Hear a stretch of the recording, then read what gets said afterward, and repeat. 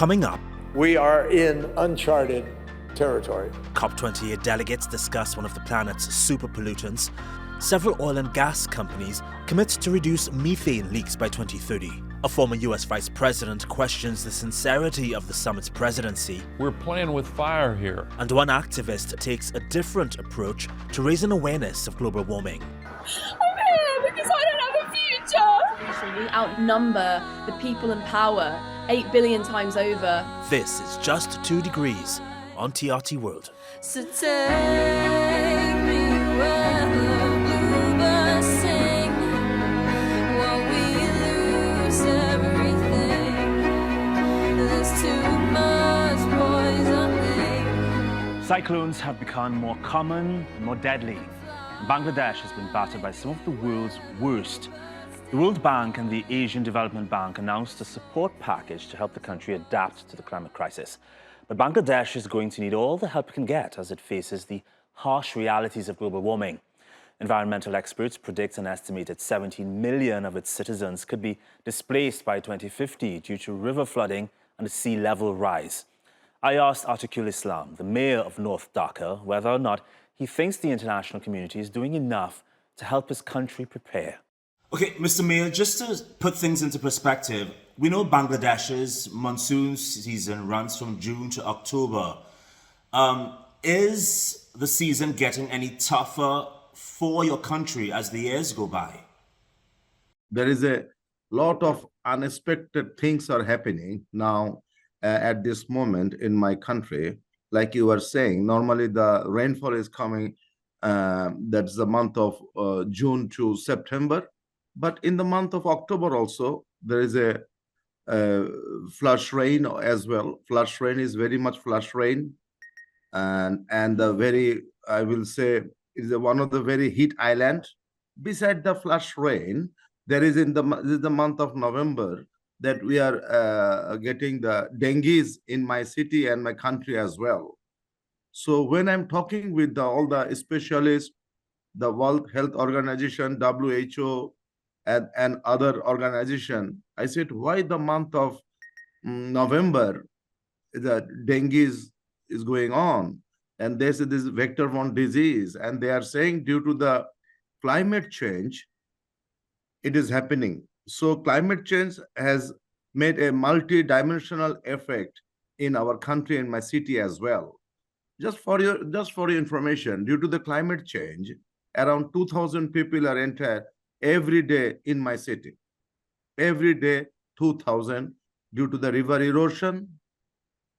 There's salinity water coming up in the coastal side.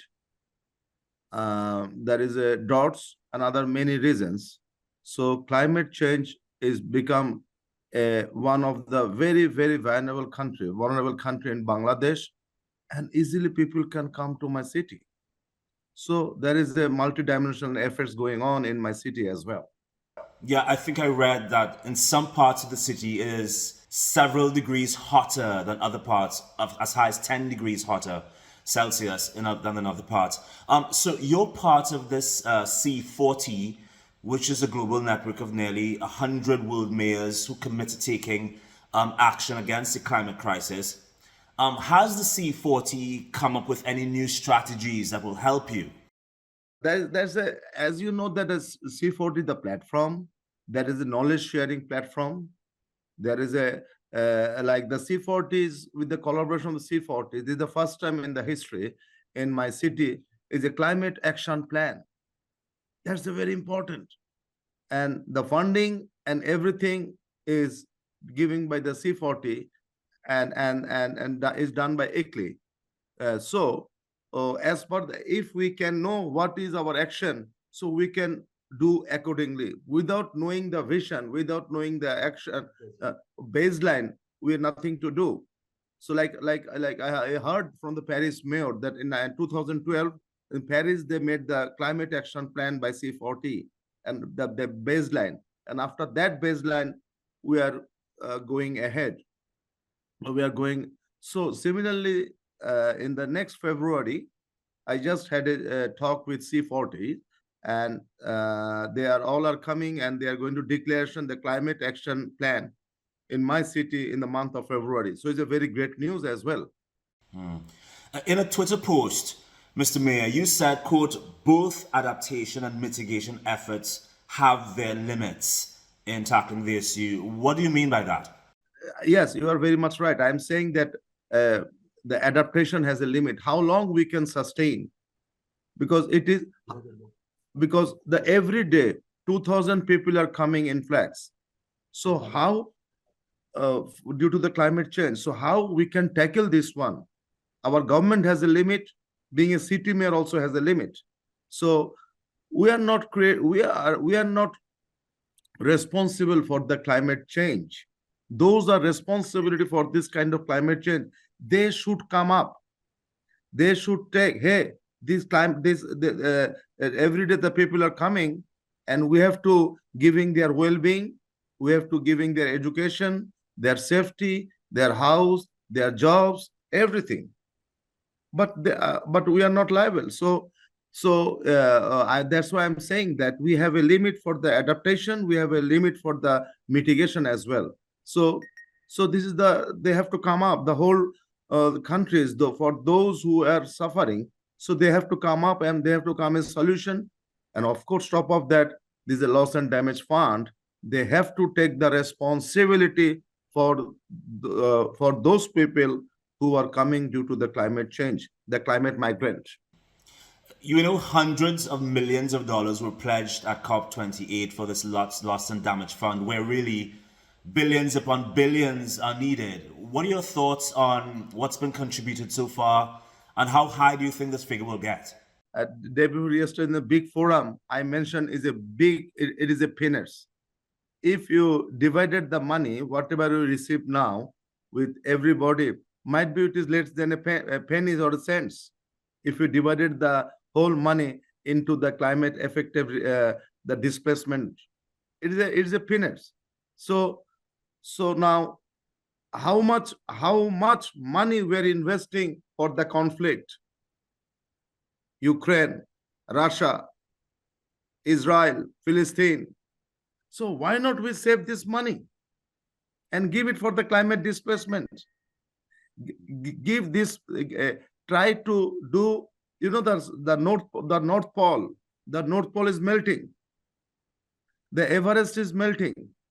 And as you know that due to the North Pole is melting, the Himalaya is melting. So all the coastal areas, the sea level is going high, and a lot of countries is going to be vanished within the next 50 years. So if we cannot raise our voice now, stop the conflict which is made by the man-made. This is the time for our future generation to wake up the whole world and stop this kind of conflict and bring that money for the make the scientists how we can save this kind of North Pole and Himalaya as well. I know a country like Bangladesh would have multiple needs. We have mitigation needs financially, we have renewable needs.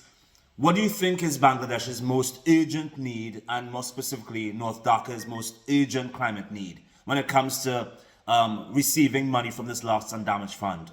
First of all, we want to give them their housing. That's a very important.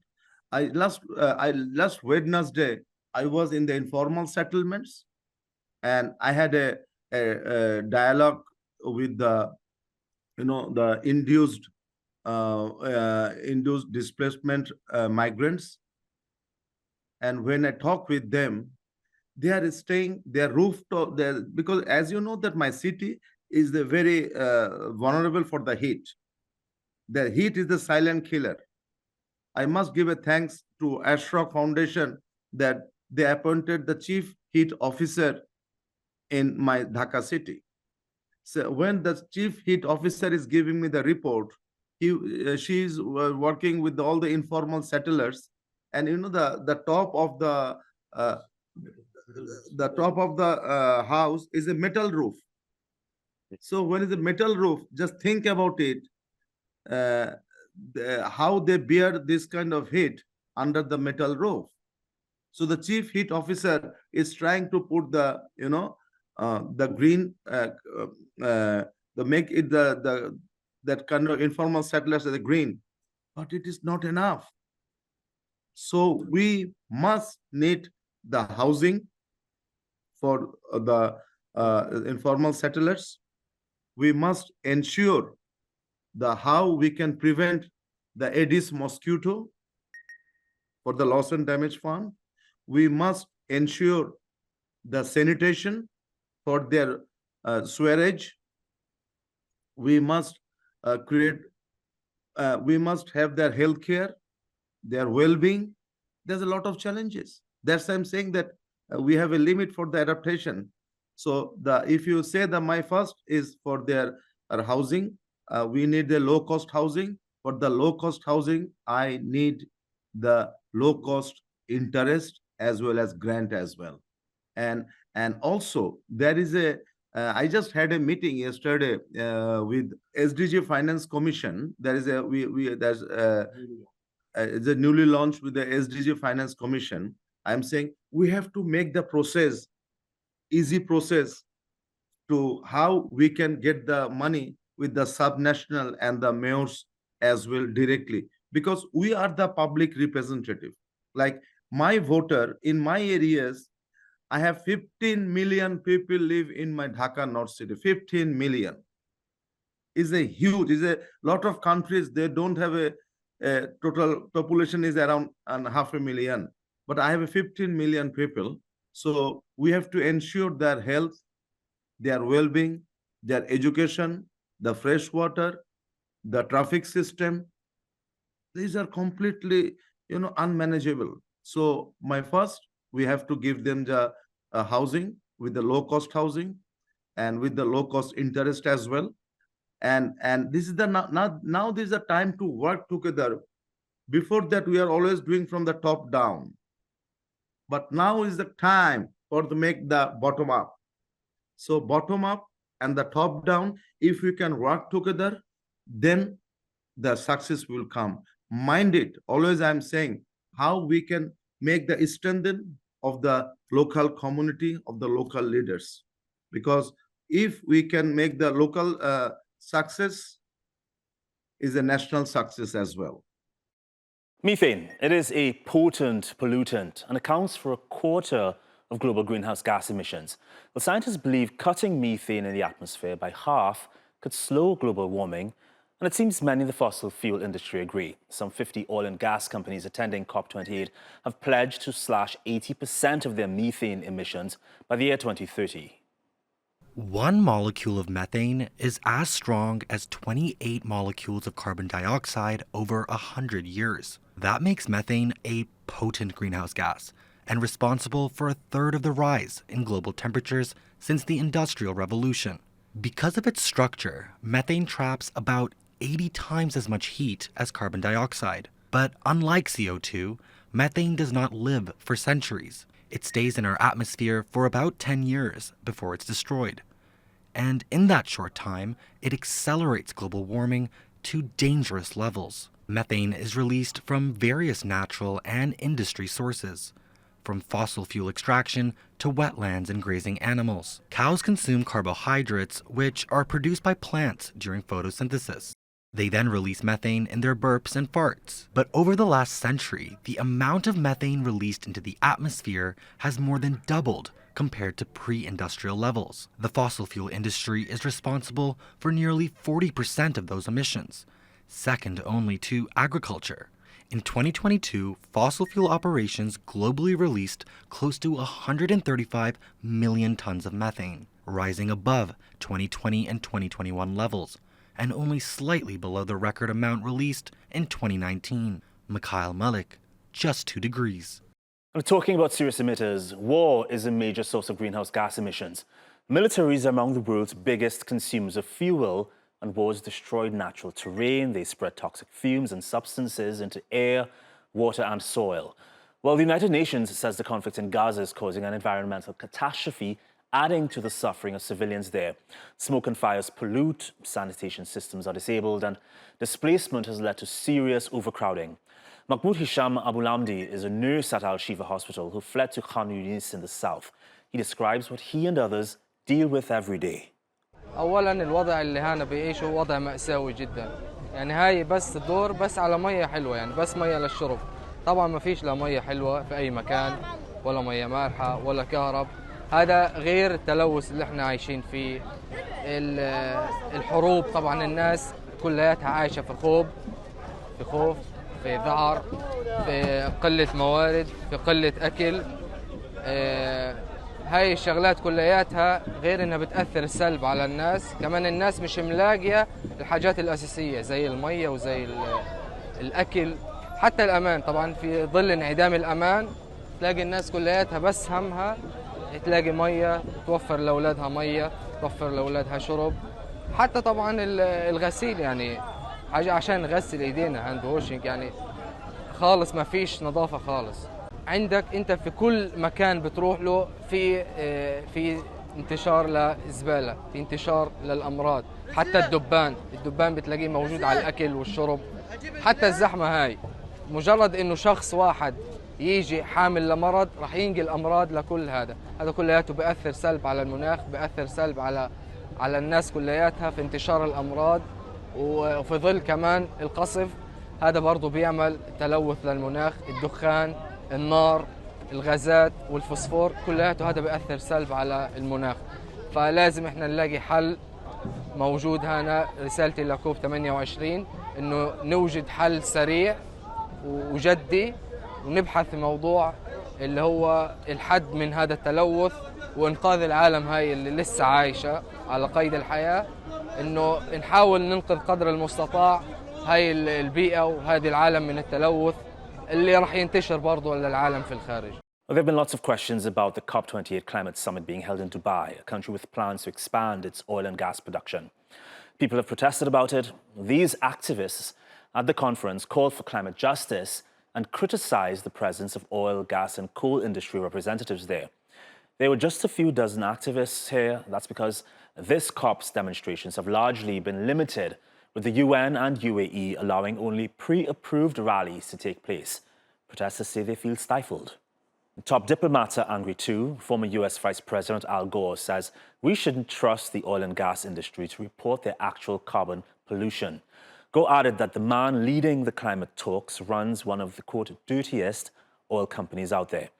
The former vice president was referring to the Abu Dhabi National Oil Company head, Sultan Al Jaber. Gore's claims are based on updates from Climate Trace, which says it's an independent greenhouse gas emissions tracking site. The Climate Trace tracks carbon pollution from every nation and city across the globe. The oil and gas industry made a mistake in overreaching and naming the CEO of one of the largest and one of the dirtiest, by many measures, oil companies in the world as the president of the COP. I think that surprised people and offended some people because it wasn't respectful of what the world needs in the way of confidence that nations are actually working in good faith to try to solve this instead of bending to the will of the fossil fuel companies. You know, they're much better at capturing politicians than they are at capturing emissions. The stakes are so high, and we've been at this for so long, and we don't have a lot of time left to waste on this. We are approaching some very dangerous negative tipping points, like the Gulf Stream, like the flipping of the Amazon to a savanna, like the stability of the South Asian monsoon, the pace of the melting of the Greenland and Antarctic ice masses. These things can be triggered, and once they are, if we make the wrong decisions, we might find ourselves in a situation where it spins out of control. Now, I don't want to be a doomsayer. We can solve this. I'm optimistic. I think we will solve this. But we cannot play games designed to protect the obscene profits of these oil and gas petrostates. And a new report by the wildlife charity Whales and Dolphin Conservation has connected climate change to a dangerous domino effect on Earth's oceans. The resulting threat to the survival of marine species has prompted the group to call for urgent intervention to protect them from imminent extinction. The key findings include Record highs for worldwide ocean temperatures, rising as high as 38 degrees Celsius in some places. More suited to a hot tub than an ocean habitat, it's leading to mass mortality events among whales and dolphins. And they're not the only ones. The fish species they eat are dying off too, making it harder for them to find prey, survive and adapt to the changes. The report also points to an increase in porpoising, or dolphins killing each other. Rapidly changing ocean environments are linked to more bottlenose dolphin attacks on California harbor porpoises.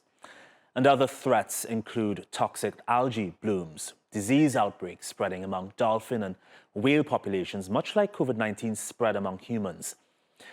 The conservationists are calling on governments to phase out fossil fuels, reduce fishery bycatch that snares marine mammals, and protect dolphin and whale habitats.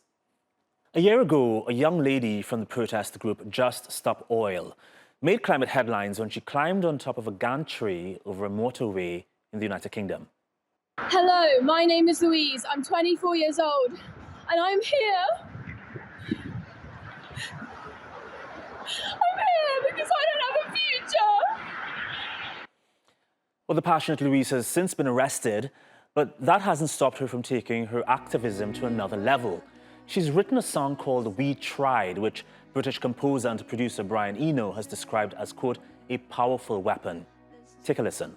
So take me where the bluebirds sing, while we lose everything. There's too much poisoning.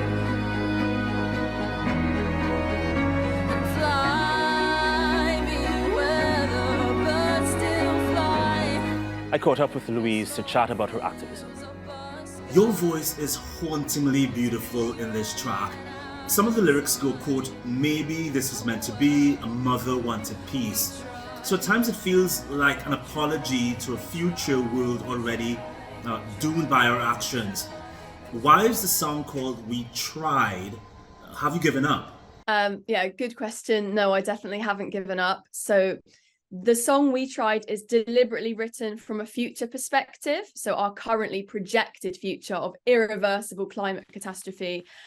So yeah, I wrote it from that perspective to basically invite people to feel how that would feel if we all let that happen, but then use those feelings of, you know, despair, anger, heartbreak, fear to motivate you into the solution, because we do still have time to change things, and if we all come together in collective climate action, we can prevent a horrific future from ever materializing.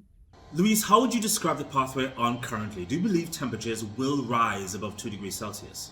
Well, you know, I listened to the scientists. The United Nations, they recently came out with a report that we're on track for nearly 3 degrees by the end of this century. So yeah, I'm listening to the scientists. It's very scary. There is growing sentiment among people and couples to not have children because of environmental degradation. Do you identify with that sentiment? I mean, I can definitely sympathize with that sentiment. I've never really wanted children, so I'm kind of lucky in a way that I'm not in that conflict, but it's absolutely But then would you advise people your age to start a family? I mean, that's everyone's individual choice, but I can definitely sympathize how it's such a difficult one to make at this moment in time, because yeah, the trajectory that we're currently hurtling towards is, you know, up to a billion climate refugees by 2030, not enough food, not enough water, you know, war and conflict over scarce resources, and obviously climate disaster. And it's criminal that our world leaders have put young people in this situation that they no longer feel able to have children because of that. Yeah. So before I let you go, you've pretty much scaled up your activism over the past year or two. What's next for you after We Tried? Yeah, so I've taken action multiple times with Just Stop Oil. You know, I was arrested, I was even imprisoned. Now I'm on a suspended sentence. So it basically means if I were to get convicted again, I would have to serve 8.5 months in prison for non-violent, you know, direct action. So at the moment, I feel the best use of my time and energy is actually music activism and trying to use the power of music to basically move people, get them to emotionally connect with this crisis and empower them, because we have the solution. We outnumber the people in power 8 billion times over. You know, we know what love is. They may not know, but we outnumber them if we come together. You can see Louise's video on YouTube and download on Spotify. Well, that's our show. As I leave you, here's a further look at her music video, We Tried. Bye.